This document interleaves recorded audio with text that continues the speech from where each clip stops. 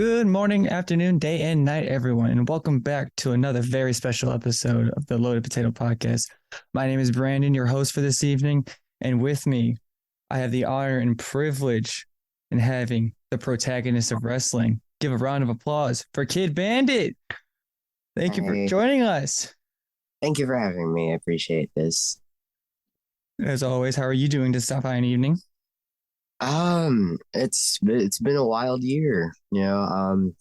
I believe I've done my last out of state booking. I'm kind of preparing for ironically enough, the biggest match of my entire career is the last match I have this year. So, Ooh, just preparing for that. sounds exciting. And Yes, And with it's everything being all too, you made your triumphant return to DPW, cashing in your golden opportunity as well. yeah. That was oh man, I that was one of the best feelings ever. Was we never announced that I was coming back, um, and I had to go through some of the worst travel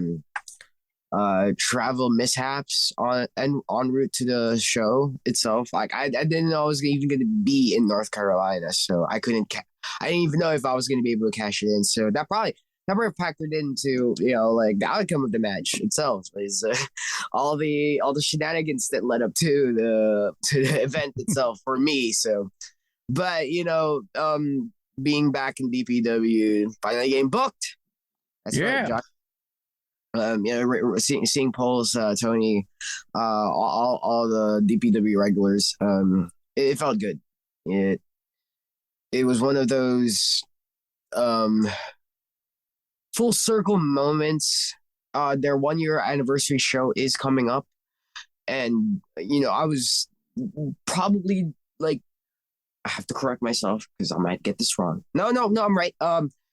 I was the very first wrestler to step out of a DPW crew. So, and the very first wrestler to step into a DPW ring. So, being there for that moment and finally coming home after like a very eventful year and a half felt good, you know?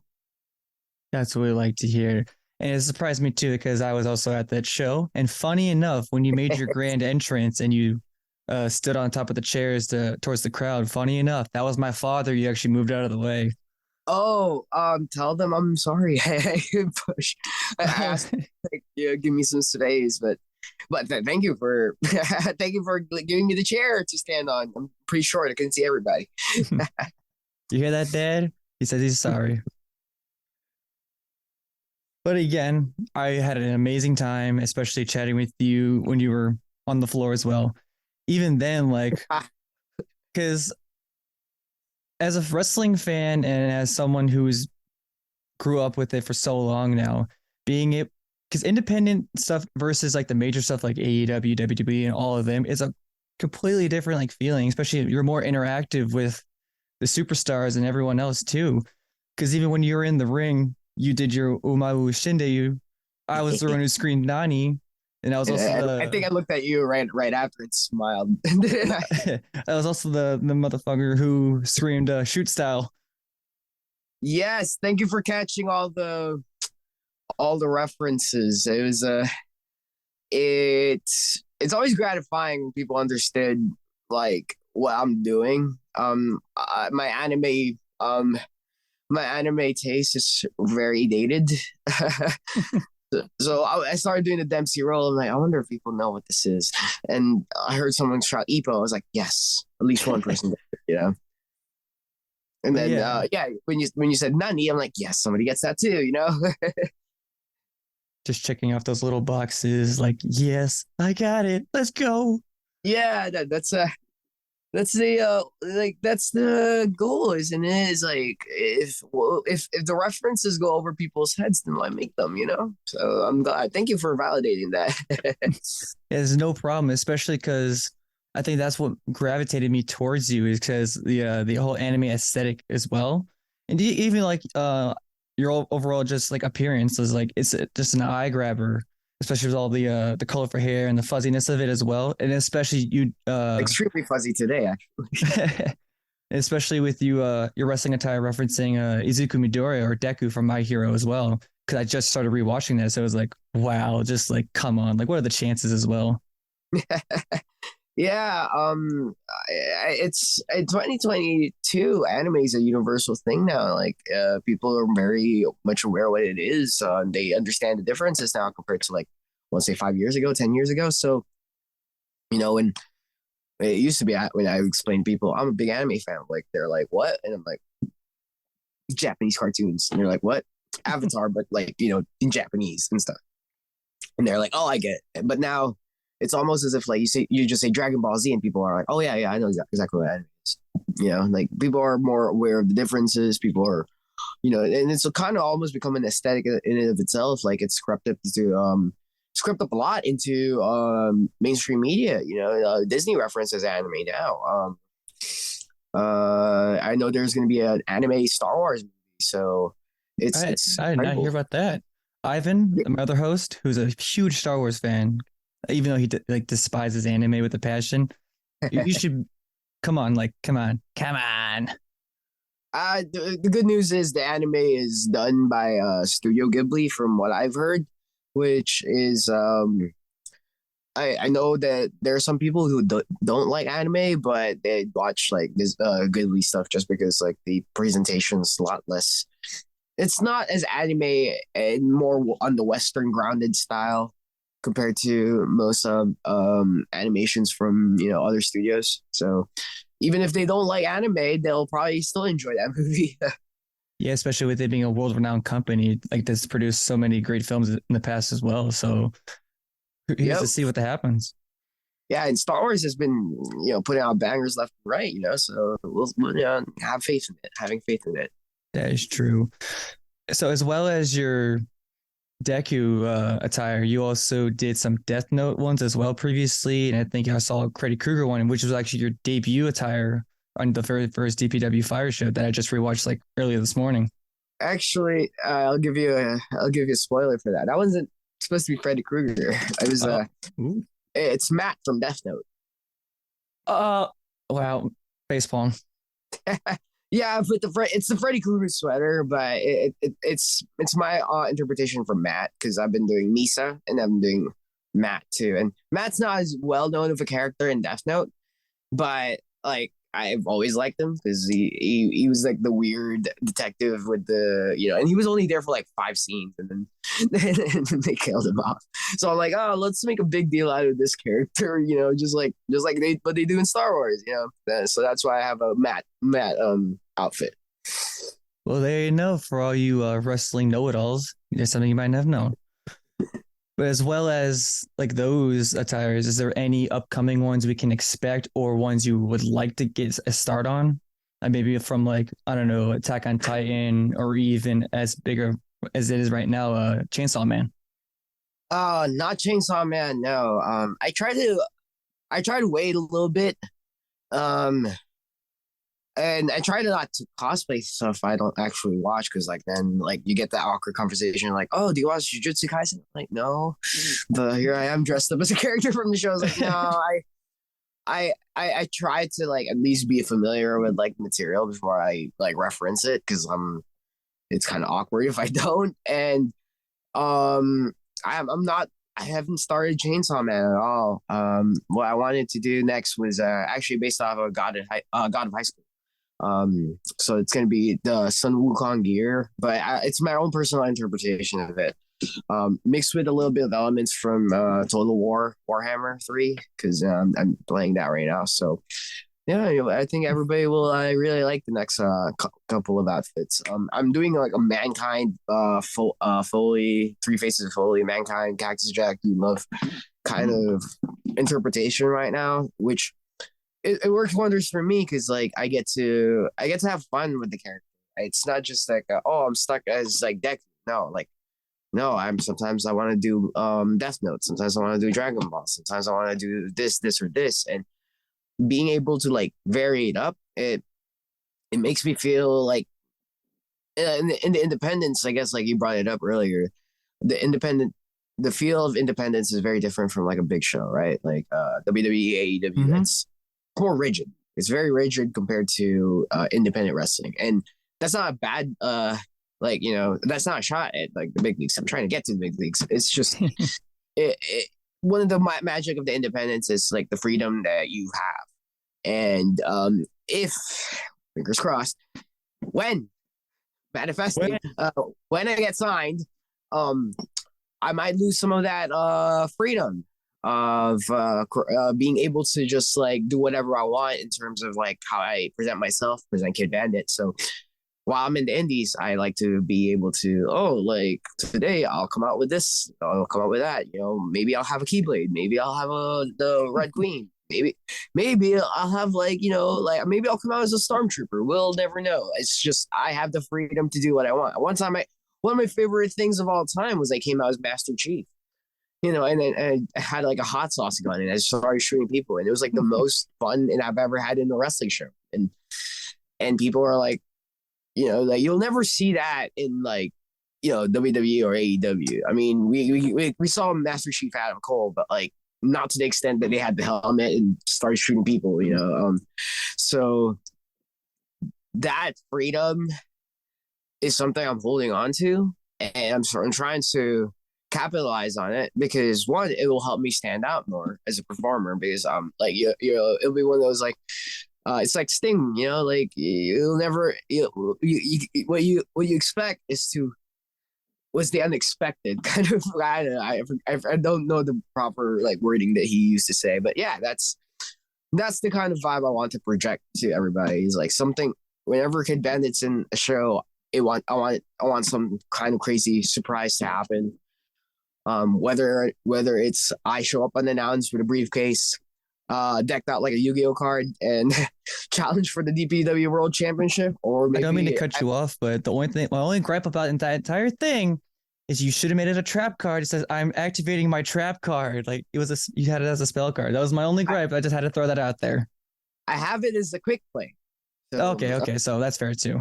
Yeah, and the reason why I wanted I wanted it to be a trap card, but I thought about it. I was like, a trap card means it's their turn. But what if I want to activate it on my turn? And since I was coming out on my unannounced, I'm like, oh, it's my turn. Like so that's the only reason why. Because a quick play can still also be activated like a trap card. I don't want. We could talk about like semantics of Yu-Gi-Oh cards all day, but like I had a really good long discussion with myself about like whether should it be a trap, so I could say I activate my trap card, or should it be a spell card? And I'm like, all right, but yeah, I had to think about that. But thank you for bringing it up. Thank you, because I've been wanting to explain that to people. I'm like, yeah, I thought about a trap card. I thought about it long and hard. Yeah, because as a lifelong Yu-Gi-Oh fan too, and someone who's starting to get back into it, especially nowadays with all the extra stuff, it's just like for the true people who actually understand the stuff, they'll go over a lot more. But then again, people will still understand the reference of playing the card of Yu-Gi-Oh because everyone knows that iconic brown logo on the back of it, or even just the card shape itself. Yeah, that was originally I wanted it to just be a card, like the back of the card, and then I was I got convinced to like make it a full on Yu-Gi-Oh card. So I had it all decked out. I had the description done and everything. It was fun. It was fun. Unfortunately, they use like they use Magic Jammer. Unfortunately, God damn, Lucky Alley. We're really going to talk about that because I pulled the Undertaker losing to Streak face the entire time. Yeah. But nonetheless, with like your whole wrestling style, like the entire match, what not a lot of people like I think bring up or like mention, especially with all the interviews that I've looked at previously, is that you implement tricking into your repertoire. Yes. Thank you for mentioning that. That's crazy because like I have to kind of like dance around it because tricking is like hard to explain to people if they don't know what it is. But since you already know what it is, it's so much easier for me to just be like, oh yeah, it's I do trick. I learned off YouTube, and I used to go to gatherings, and I would just like try to imitate what people do. It's a beautiful thing. It's like indie. It's like it's like indie wrestling, but in the world of parkour or free running or gymnastics. It's there. I think tricking is like the indie wrestling equivalent of that. You know, you'll never see it in the Olympics, but it's still so fucking cool. You know, so I'm sorry, so freaking cool. Oh no, we can swear. It's all good. Okay, good, good. But yeah, yeah. So yeah, I do tricking. It's funny because one day I was working out at the gym and I saw someone doing tricking in like the open field grass I don't know, like it's like imitation grass kind of area.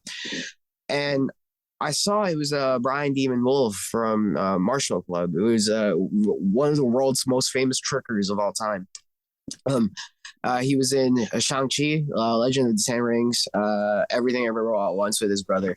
It was yeah, it was crazy because like they were the inspiration for me doing tricking. And I've always wanted to see tricking in wrestling.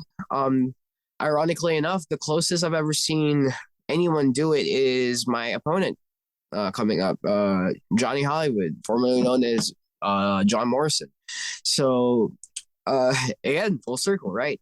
But you seeing the movements of tricking and how a lot of animators in Japan actually they pull from trickers when they animate fight scenes. So it's almost as if like I I watch how people get mocapped for these fight scenes, and I just study the people that are mocapping them, and then I apply those moves into wrestling, and that's a lot of like the anime stuff that I pull from. Really, is just it's a full circle back to like the roots of it. It was just tricking, so that's why I utilize it. You know, I'm not very good at tricking, mind you, but I've adapted enough of it to successfully utilize some of it in wrestling. But yeah, because like I was just gonna bring up is like do like certain like wrestlers inspire you? Like I was gonna bring up Morrison for example, or even Ricochet, because they Yes. utilize like mostly like kind of like parkour, which is similar to it, but the difference between parkour and tricking. Tricking utilizes a lot more the art of it, like with all the flips and like rather than just jumping from like one wall to another or building to another, it's a lot more fluid and tells a story behind it as well. Yep. My version of tricking that I apply for wrestling is more utilized on the Taekwondo based kicks. Tricking has adapted from Taekwondo.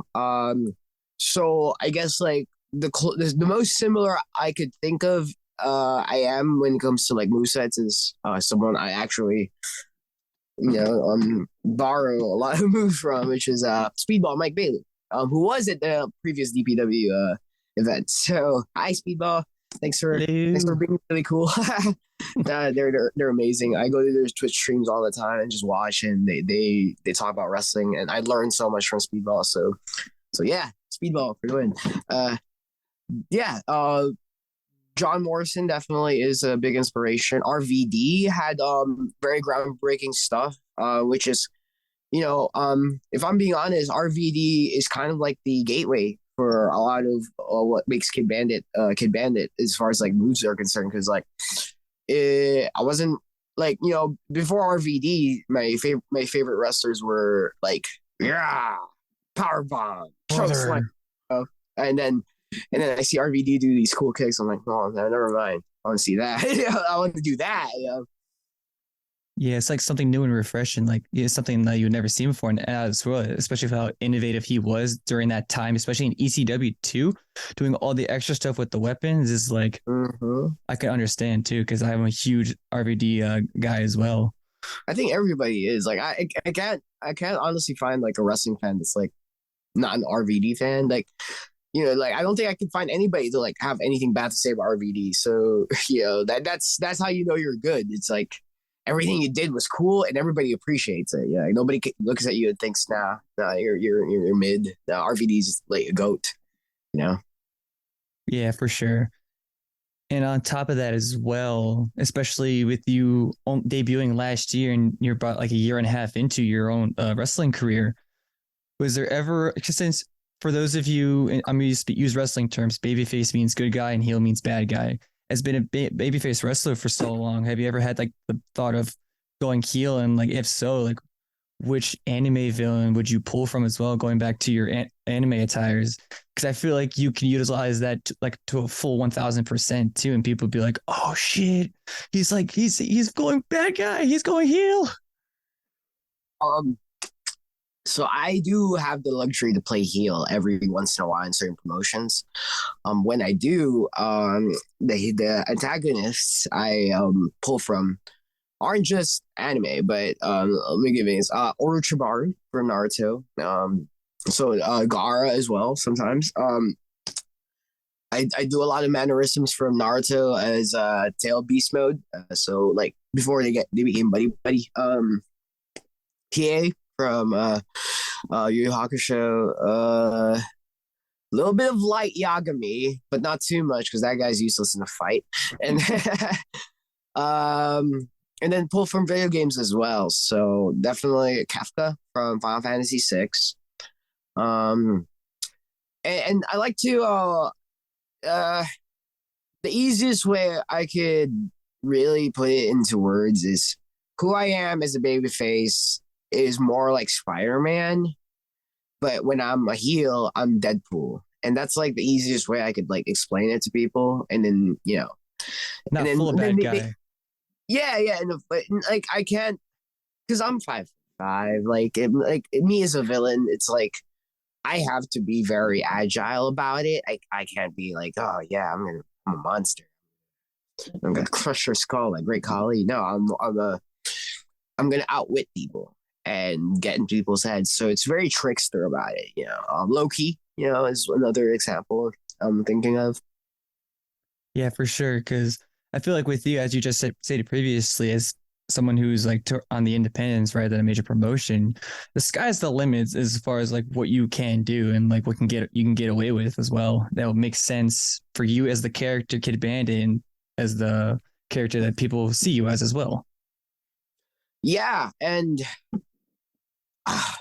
it's fun because like look, I get it. Like, not everybody's gonna be a Kidd Bandit fan, but like, if there's a fan out there that has no idea who I am and they see me wearing Loki horns, they're gonna be like, "That's Loki." It's like, yeah, cool. Now watch me do Loki mannerisms, and then do some flips. It's like, yeah, that's what I am. I'm an agile little imp, you know. Or in the babyface side, it's like, oh, that's Deku. Like, they have no idea who Kidd Bandit is, but they know when I go Detroit Smash, they're like, oh, that's literally My Hero Academia. And that, like, I think a big thing that a lot of indie wrestlers struggle with is having a clear, concise presentation. And my goal has always been, I want people to know exactly what Kidd Bandit is, what I am. And I am an anime wrestler and with a bit of it, video games mixed in. And that's what I'm trying to present is anime wrestling and video games present there. So that's why I do Shoryukens matches and stuff. Because it's a big part of my life. Yeah, like because I'll be the one to say as well. I had no idea who you were a couple months ago until I saw you in the Deku attire. I'm like, oh shit, who is this? So then like I did my little digging, and then like eventually I saw like because when I became a DPW fan, I became a fan back in September. So then like I had to go back and rewatch everything, get myself familiarized with at least some of the peoples who work for them. Then I saw you. I'm like, oh snap, who is this? Let me know more. And then come to find out, you only been wrestling for about like a year and a half now, going on two. It's just mind boggling how someone with, let's say, like a third of the experience that most people have on the independents or even in the big leagues have, is that someone like you can capture my attention and just keep it for so long. Because as of right now, like I'm still freaking out that you're willing to do this with us. Because people like I don't expect anything from anyone. We don't expect any publicity or anything. We just want to enlighten you guys on who Kidd Bandit is, or even anyone we've have or will have in the future. So again, I from the bottom of the Little Potato Podcast Tower, we thank you for being a part of this with us today as well. Yeah, of course. I'm sorry I'm not as well done. I've been battling a really bad sinus infection the last couple of days. The weather's been very cold, and I like traveling a lot. Like I was like, oh gosh, like But yeah, thank you for giving me a platform to speak because this is actually my first interview since in like months, because I've been turning down all interviews just because I have something big cooking up. Ooh. For many people who aren't familiar, I am now a commissioner for a company in California. I'm the commissioner for Pandemonium Pro, haha, and I'm also their TV title holder, haha. So, you know, Quick plug, quick so, plug. so yeah, but the reason why I bring it up is because I am like you said, I have I'm trying to tie this together, so bear with me because it might be a little long winded, but the um the reason why I have quote unquote gotten good in such a short amount of time with like a fraction of the experience as most is because I engrossed myself in all aspects of the business, even before I became a pro wrestler. And what do I mean by that? Before I became a wrestler, I was in e-feds. Yeah, I had a creator wrestler. I was role playing, so what was I doing then? I was working on my promos. I was working on my storytelling. I was working on matches, matchmaking. When I ran an EFED, I there it is. I ran an EFED, everybody. Ching ching ching. Yeah, I wrote storylines. I wrote feuds. I wrote satisfying conclusions to segments and stuff like that. And it was one of those. I used to spend hours like writing stories that I would upload to like community creations and stuff, and they never get downloaded, but I still do it anyway, and it was one of those. Yeah, I do Journey of Wrestling when I'm on the road, like on my phone, just booking things and stuff, and you apply all the stuff that you've worked on, and you come into the world of professional wrestling as an actual wrestler, and now it's all a matter of like learning how to wrestle, and that's actually not the hard part. Like, and I hate to say it because like I don't think this is a sport just anybody can do. Like because there's so much that goes on into it. But as far as just like going in the ring and bumping and learning how to do the moves, like give someone like a good like dedicated like schedule to like working on it, and they'll be able to do matches. But wrestling is way more than just moves, so the wrestling part is the easy part. The outside part is like learning how to network, learning how to tell a story, learning how to like cater to the audience that you want to, learning how to manage your business, learning how to travel, learning how to network, learning how to do all these things. That is also part of pro wrestling that nobody ever talks about, and it's hard to like teach. That's the stuff I got like experience on doing e-feds. So that's what helped me, and that's why I love DPW, because like the New Legacy connection is definitely what made it feel like home. Yeah. For those of you who don't know, what e-feds are is basically you run your own show and run your own company as if like you were to own it for real, and just put it through the ringers of, okay, this person does this person does that, and then whoops, kind of like the game on the phone, My Bit Life, whatever that's called. Yeah, my bit life. Yeah. That's what it's called. Okay. So with that and all, like as you just said previously with DPW, with like New Legacy connection, I feel like they could translate all their stuff to DPW, Deadlock Pro Wrestling, so well because they've been doing it for so long, even prior to them making channels. So it just seems so fluid. And just as you said too, like the wrestling is one thing, but like there's more than one page in a book to define something. Absolutely, you couldn't put it better in better words myself. Yeah, and also on top of like games as well, like not many of you may know that you have your own YouTube channel, and you also stream on Twitch from time to time as well. Yeah, every Tuesdays usually I do it. I haven't been able to because I was on the road. I was in. I just completed a tour of Europe. So now that I'm back, yeah, I'm trying to get back into it very much so. I used to do YouTube videos, and then people got mean in comments. So I'm like, all right, I'm gonna give it a second, and I'm gonna like Mhm. try to like recapitalize on it like some other time. Just once I figure out the material I actually want to film. Because I went through a weird phase of like, I want to have a YouTube channel, but I don't want to talk about wrestling. It's like, no, why would I do that? I'm a wrestler. I should talk about wrestling. So, yeah, there it is. And you can find all of the links in the description up below as well. Thank So you. back on the topic of video games as well, you talked about Warhammer a little bit earlier. Was there a game that defined your childhood that you believe was like the greatest thing to ever happen to you, or you believe that there's a game currently that's like the greatest thing of all time? Because a lot of our listeners know that my co-host Ivan and Axel have a huge discussion about video games from time to time. So I'm gonna plug my little segment of fuck Activision Blizzard because we hate that company. So but yeah. Sorry. So is there a No, you're game fine. that defined your childhood, like as you stated previously, like wrestling games, or like maybe like not a wrestling game that defined you as like something that like you remember doing vividly?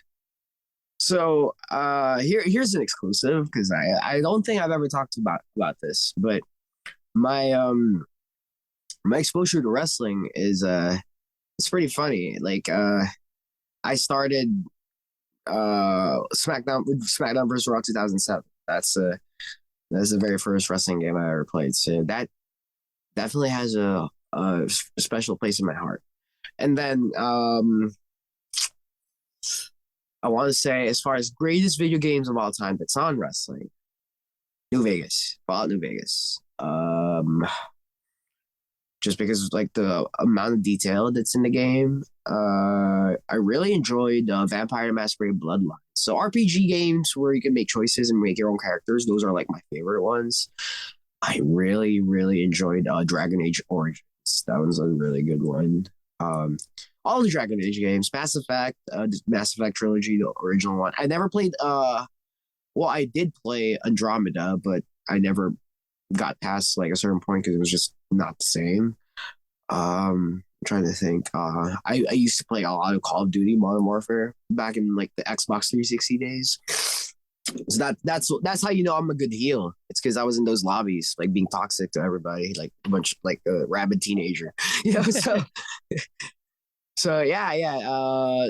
So I'm pretty more on the side of like single player RPGs. I'm not really good at multiplayer games. I play a lot of League of Legends on stream because Uh yeah, I'm not proud of it. I've spent too oh. much money on it. It's So like before we continue that, what'd you think of the World Championship that happened not that long ago? I don't watch LCS or Oh, World Championships. I like. All right, to give everybody a context on what kind of League of Legends player I am, I will summarize why you hate me and why you'll hate me in one sentence. I'm a Shaco main. That is all. we'll leave it at that because Ivan will understand that. Yeah, we can leave it at that, and you'll understand exactly why I don't. You understand exactly why nobody wants to play with Kidd Bandit in League of Legends. But yeah, like I can agree with you on like especially because my exposure to wrestling, even though like I kind of grew up with it, but it's kind of like was in the back of my head of I don't really remember it. Like I can agree with I started off with the SVR game. I started with 2011 on the Wii, and that's when I'm like, Mm. oh, like okay, so this is where this happened. So then, oh, it's a real thing. Oh, so it just dominoes of things. So I completely understand where you're coming from as far as your early exposure to something that could be translated into real life from video games. Yeah, and it's also it's not something people talk about because it's such a weird thing to bring up in this day and age. But most of the wrestlers in our generation grew up playing the video games. The video games were very flashy. They were very high intensity action ones, which translates into the modern indie wrestling that you see today. A lot of us were gamers, therefore we kind of wrestle like the video games. Like, and that's some like I'm not the only. I don't have a monopoly in saying I was influenced by the video games. Like, I'm pretty sure almost everybody has. Um, but that's why wrestling in this generation is so incredibly different than it was like 10 years ago. I remember reading like a magazine article saying that, oh, not a lot of wrestlers play the video games, but Shelton Benjamin does. And it's like, look how Shelton Benjamin wrestles like a video game character. Like, so crazy how, like in 2022, where a good chunk of active competitors probably were wrestling gamers. Like, we all wrestle the faster paced style because we probably all grew up watching it. That being said, like the real academic ones of us, like go back and research our wrestling even further to have a better grasp and understanding of like psychology and whatnot, and just to get better in ring. But like you can't really get rid of your foundations, and if my foundation was video game, I'm gonna wrestle like a video game character, at the end of the day. So, as far as you traveling across the country, even around the world, was there a certain place or even like a certain arena or like state that really like opened your eyes, saying that not to say you've already made it, like I'm doing this. This is what I'm going to be doing for the rest of my life. It's a loaded question. My gosh. Like Yeah. when did I realize that? I don't know. I guess like it's always been like trying to figure out whether or not I was ready. Like in the first year, it was a lot of like figuring out if I was ready to be at the position I was in. I never really had the question of like, this is what I want to do for the rest of my life thing, But at the same time, gosh, like, did I have that moment? Or I guess it's like, I hope it's not pretentious of me to say, but like, I guess I've always just known this is what I wanted to do. Which is Like, fair. yeah, yeah. Even before I debuted, I was just like, no, I don't really want to do anything else. Like I've had doubts whether or not I should keep going, but like I've always said that like, yeah, but like I could just wear a mask and wrestle as a luchador, if I retire Kidd Bandit, because like I don't want to stop wrestling. I just don't want to like deal with the hate. Which is fair. So I understand that. But I think I'm more interested in the fact of a lot of origin stories. Where did the name Kidd Bandit even come from? Did you pull it from your creative wrestler days, or just something that's like clicked on the spot? The kid part was because for a while people didn't even bother learning my name. They were just like, "Hey kid, come here." I'm like, okay. So it's out of spite. But also, it's also a tribute to people. Like there's a lot of kids out there. Kid, not kid. Oh, Tyson Kidd. Dynamite Kid. It's because Taz called me Kid Dynamite at one point. Dynamite Kid, Kid Chaos. So yeah, it's also a small tribute to them. And then Bandit came from when I was really, really high watching King of the Hill at 2 a.m. There was an episode where Bobby Hill meets a raccoon and calls him Bandit. And I remember thinking, wow, like I never hear the word bandit like in like the real world. Like that's a cool thing. And Bandito's taken, so Bandit. So all just came together, which is Yeah, actually interesting. go ahead. No, sorry, which is actually interesting because sometimes with other certain superstars, it's just like they come out with their actual name, and others like they take time to define the character, or just in some cases they're just given a name and it's just stuck with them forever. So it's very interesting take on how your name came to be too, especially with it being a partial tribute and all too. Mm-hmm. Yeah, I knew from day one I didn't want first name last name. Like I wanted it to be kind of like a moniker instead of like a name that you'd like write on like an ID. Like I've always thought like, oh, like Razor Ramon. That doesn't sound like a real name, but like that's cool. You know, um It's the idea uh of it catching your attention. yeah, it's like Kidd Bandit. What? It's like, yeah, like what 1, 2, 3 Kid, like um or even X-Pac, like Road Dog, those aren't like those aren't names. Like those are like that's like a superhero name. And I've always been a firm believer that wrestling is larger than life. It's a very larger than life presentation that has to be. It has to feel that way, so it differentiates itself from like a fight. Like, because you can see a fight in the street and go, "Oh yeah, that's a fight," but then when you go to a wrestling show, it's like, "Oh, but I'm paid to see a fight." And if you're gonna pay to see a fight, it has to feel like a bigger than like a parking lot brawl, right? It has to like, there's rings, there's music that plays when people come out. There's, if the production quality is big enough, there's fireworks, there's timetrons, there's commentary, there's so much production value being put together for a fight, and there's audiences that chant and cheer and they do it in unison, so it's like a gladiatorial battle, right? And and gladiators, I don't know much about them, but like sometimes they have like monikers too, like the blood demon, Spartacus or whatever, and I'm like, yeah, if I was to do this, I wanted my identity to not feel like it's a person, but more of like a moniker.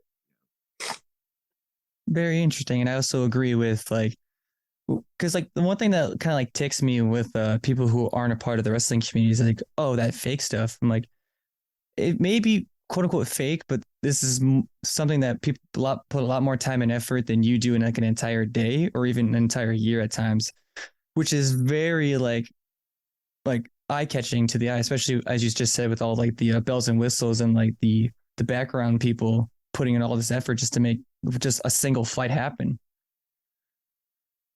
Yeah, it's like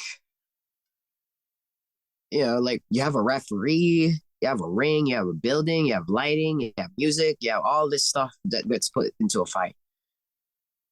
You might as well make it a big deal, and big deal it should be. That's why I hate it when people say, "Oh, it's fake. Why are you watching it?" It's like, you know what else is fake? Like movies, like shit, like Spider-Man ain't real, but you're wearing a Spider-Man shirt. Like, are you kidding me?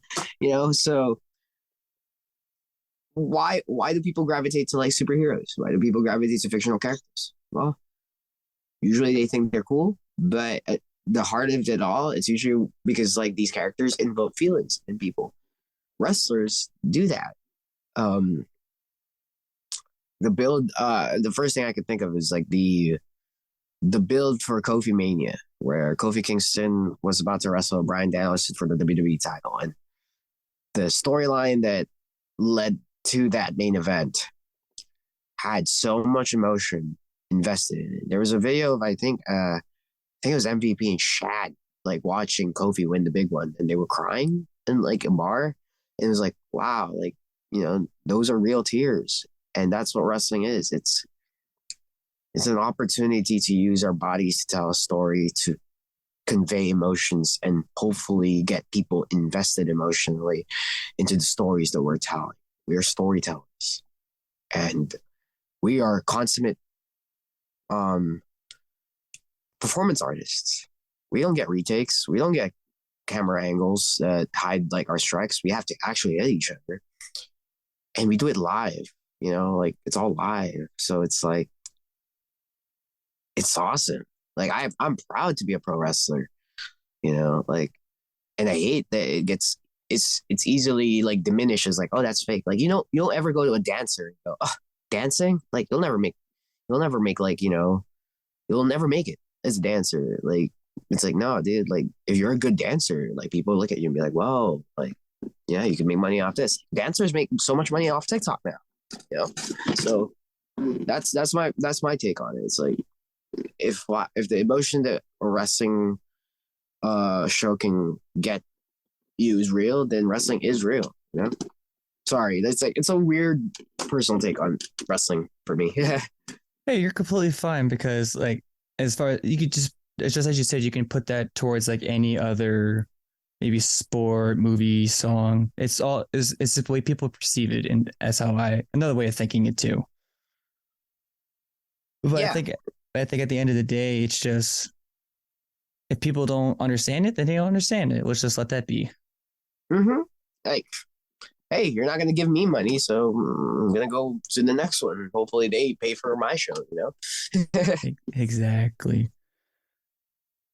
So, as a proud member of the LGBTQ plus community, as like a very like high status non-binary wrestler, especially nowadays, especially the year 2022, where a lot of all the community is, I don't want to say like finally coming out, but like finally having a, I wouldn't say necessarily say a stone platform to stand on. It's always been there. It's always has been there, especially with people like you, people like Sunny Kiss, Nyla Rhodes, and a whole bunch more others. Like, how do you feel about it, you being a role model for these up and coming wrestlers, or even just non wrestlers? Just like you putting yourself out there in the sense. Exhausting for starters. Also intimidating. It's like I've talked about it before, but like sometimes I wish I wasn't Kidd Bandit because like I wish I was watching somebody else be Kidd Bandit so I could just watch their journey and be inspired by them, you know, and like be like, yeah, like I want you to see it, and then and you're actually in those shoes and you're like, oh crap, it's on me, do good. All these people look up to me, I'm like it's hard for me to like appreciate that because I know all my flaws. I know I'm not perfect. I know I'm the one that like, you know, I know that there's so many eyes on me right now. So it's a remarkable amount of pressure, but I've never felt like it was too much because I'm glad that I got trained by Cody and I get to like talk to him about it because if there ever was a polarizing figure in wrestling, it was when Cody was in AEW. And that's all everybody wanted to talk about. It's like, oh, what's Cody? Is he a heel? Is he a face? What's going on? And, you know, having his advice, just be yourself and hope that the real you is enough to captivate and inspire people. And you know, I took that advice, and I'm gonna admit, like, it was a very steep learning curve. I made a lot of mistakes, not really knowing how to be a public figure, and you know, I'm still learning. I'll never stop learning because it's an ever shifting landscape. Like even now, like Twitter might go away. You know, like we never know. So, and Twitter's my main platform for connecting with people. So if that goes away, then what happens to Kidd Bandit, right? You know, we'll never know. Uh, but I know I'll always adapt. I'll always learn. And being a public figure that people look up to, I don't care who you are.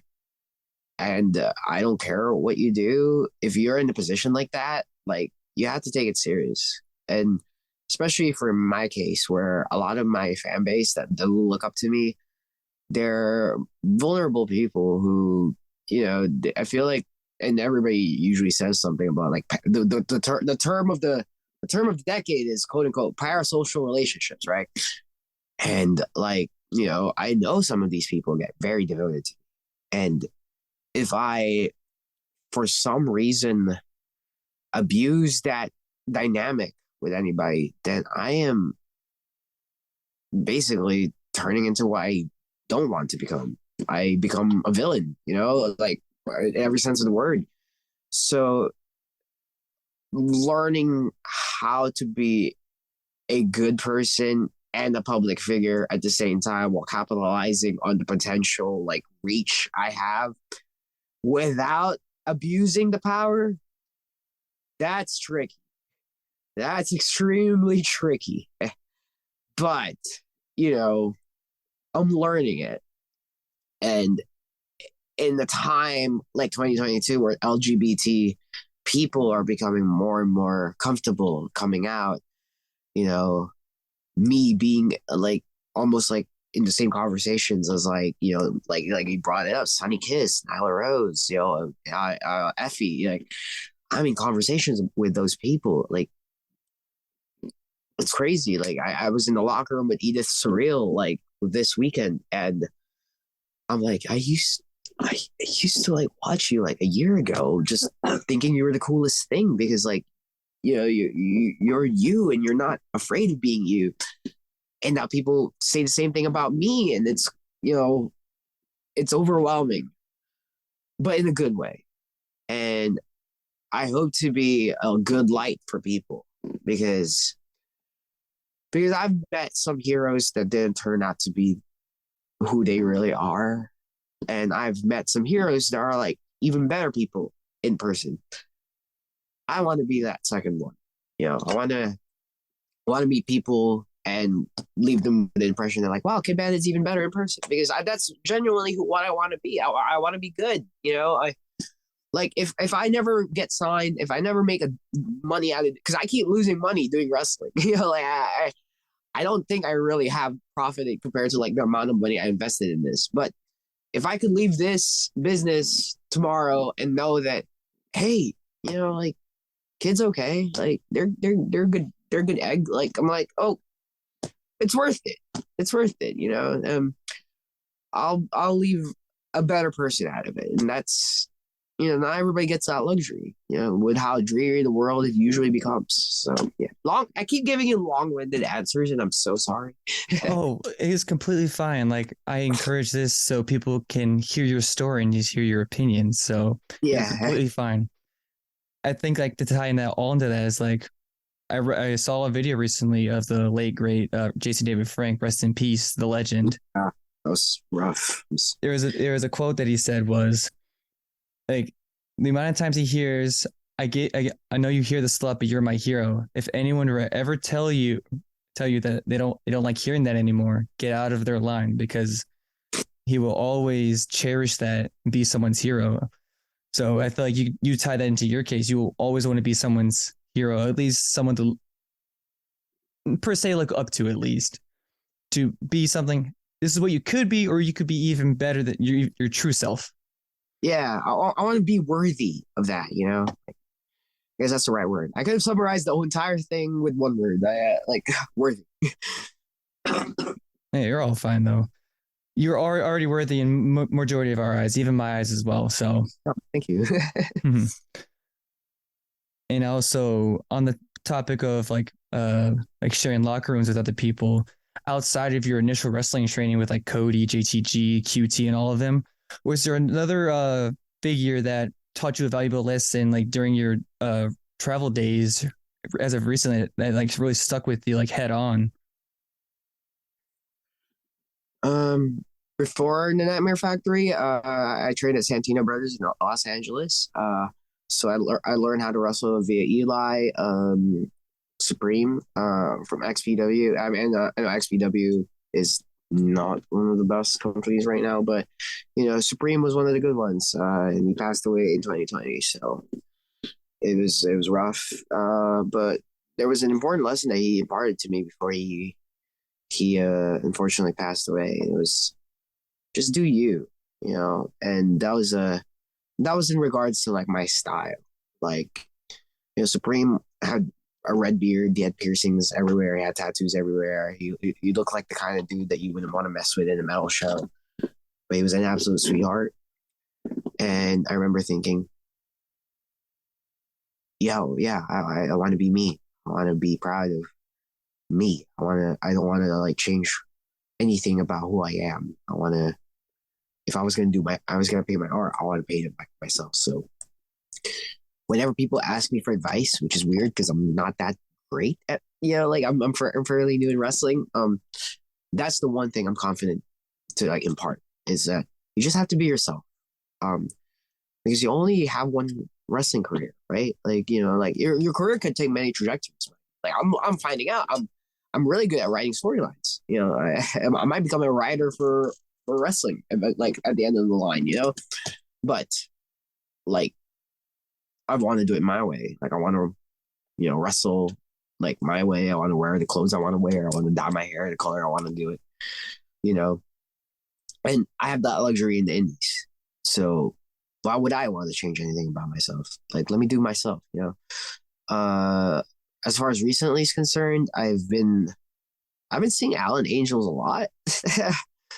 We don't talk often, but when Alan Angels was very much responsible for my very first match in my career. So I definitely hold him in a very high esteem. I try to watch his matches whenever I'm in the same card with him to learn. Let me think. Uh, yeah, I don't really have travel buddies because I kind of go on my own all the time. But you know, that's those people are the ones that I really run into. Shota. Shota. I was in a show with Shota like just this weekend, and I asked him for advice, and he gave me some of the best ones I've had. So shout out to Shota. You know, Konosuke, who just got signed to AEW, like he was, you know, he was giving some advice to people, and I was lucky enough to overhear him, and a lot of the advice that he gave me, I apply. And it's very similar to like the early lessons I learned in wrestling. Just be yourself, and so I guess that's the ultimate advice, right? Just be yourself, but intense. So yeah, there it is. Yeah. Yeah, it's like another saying that I've once heard. It doesn't matter what the destination you're looking for. All that matters is the person that's taking that road. That's cool. That's really cool. But yeah, so like as far as you like traveling, is like a specific company that you're hoping to sign you, or you've already like checked off all your bucket lists on like yeah, I wrestled here, here, here. I got to do this, and this. Or is there something like, will that bucket list like never get filled at this point? 'Cause I feel like that applies to a lot of people. I want to do everything, right? And it's like Fair. I want to win the Impact World Title. I want to win the WWE World Title. I want to win like the AEW World Title. I want to win it all. Win it I want action all. figure from every company, right? But at the same time, like realistically, that's probably not going to happen. But in the more immediate grasp, Choco Pro in Japan, they were planning to do a United States expansion. So that's the goal. That's my goal. Is Choco Pro. DPW, hopefully they book me. uh, and I guess like grow pandemonium here in Hollywood, as a not like I don't want it to be a competitor to like major companies. I want it to be a mecca. Like Cody said a line about AEW during the initial press conference. It was the Ellis Island of professional wrestling. And I'm like, wow, that's a good line. Enough said. You just speak the truth. Yeah, and I'm like, I want to do that for my people in like Los Angeles. So that's the goal with Pandemonium. That's very, very nice to hear. So I won't take up too much of your time. I have a couple more questions to go through. Sure. All right. This is mainly a personal one for the people who listen to the podcast. This is a big debate from our earlier episodes. Which do you believe is better as far as like a fast food place? In-N-Out or Five Guys? From California, so In-N-Out. You hear that, Axel? You're 0 for 2 now. Okay. In-N-Out fries are bad, but it's like a state pride thing, Like I'm sorry. Yeah, don't be. It's with your opinion. So yeah, true. All right, final 2 questions. What inspires you to get up in the morning and makes you want to keep doing what you're doing currently? My alarm clock. The violent sound of like an iPhone default alarm clock is what gets me up in the morning. That and knowing that in the weekend I get to be Kidd Bandit. So there it is. Amazing. And to round it all off, who is Kidd Bandit in Kidd Bandit's eyes? An annoying Twitter celebrity. I hate them with all my heart. But at the same time, like they're all right, I suppose. I never liked Twitter celebrities until I became dependent on Twitter to promote myself. There's a pretty good chance that once my wrestling career wraps up, I'm gone from all social media, and I'm just gonna move back to Alaska with my dog and my fiance, and I'm just gonna go play video games all day. And that's not actually a prediction; that is a guarantee. That is my end goal. That being said, I treat Twitter and Kidd Bandit is like a personal journey for myself as well. I treat it like I like to detail my growth as a person as Kidd Bandit, not just in the beginning of my career, but like even stuff from before I was Kidd Bandit. Um, all the stuff I learned, learning how to admit when I'm wrong. Like I'm gonna be the first to admit I was not happy when they signed Logan Paul, and then he wrestled, and I'm like, oh my god, you're good. And sure enough, I'm like, hey, like I was wrong, and admitting that you're wrong is like one of the hardest things to keep for people. Admitting that you're wrong as a public figure is incredibly difficult for some reason, but learning how to do that, learning how to be a better person, that's who Kidd Bandit is to. And that's the journey I want to tell people is because that's not kayfabe. Like me learning to be better, that's not kayfabe. It's all real, you know? And that's what I want people to know. That's why I'm not on Twitter as much because I had an addiction to it. Now I'm scaling back. Amazing to hear. And again, we appreciate you spending your time with us, and we appreciate everything you're doing and have done so far. Thank you. No, thank you. You gave me a platform to speak. I appreciate it. It's no problem. So that'll do it today, folks. If you haven't already, please look into the description. You'll find all of Kidd Bandit's socials: Twitch, Instagram, YouTube, Twitter, ProWrestlingTees.com. Buy their merch. Support them for the road. And as always, please like, subscribe, comment. Please leave a 5-star review. We're actually on a Google Amazon podcast now, so you guys can check us out on that now. Yay! And again, thank you guys so much for listening and watching for our YouTube watchers as well. We will see you guys in the next one. Bye!